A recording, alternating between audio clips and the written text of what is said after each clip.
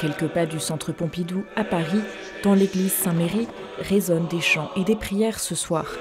La communauté Sant'Egidio organise une veillée particulière pour prier pour la paix en Ukraine, à la veille des 2 ans du début du conflit.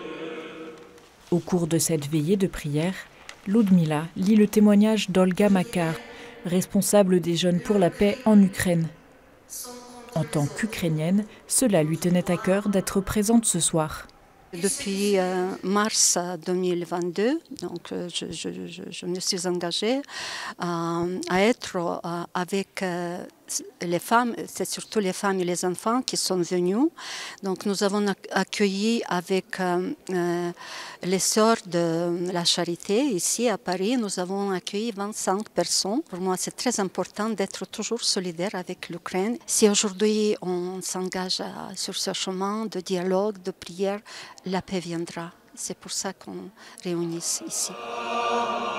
L'engagement pour la paix de Sant'Egidio se traduit dans la prière régulière à Saint-Méry tous les 3e lundis du mois.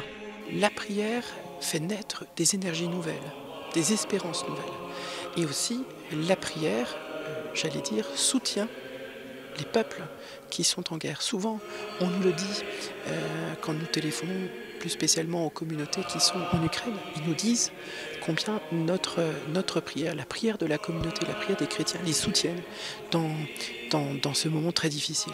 Les Jeunes pour la paix, mouvement de jeunes et d'adolescents liés à la communauté de Sant'Egidio, sont très impliqués dans ces veillées de prière, témoignant de leur engagement pour la paix. On est entouré de violences, beaucoup de tensions. Et du coup, nous, les Jeunes pour la paix, on vient pour apporter ce message de paix.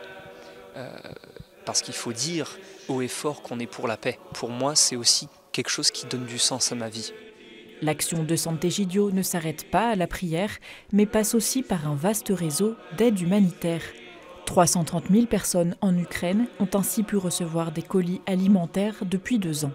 Depuis le début de la guerre, la communauté de Sant'Egidio s'est sentie très concernée, notamment parce que nous avons des communautés sur place, peuplées de citoyens ukrainiens, qui donc ont été eux-mêmes les premières victimes et en même temps les premiers acteurs de la solidarité.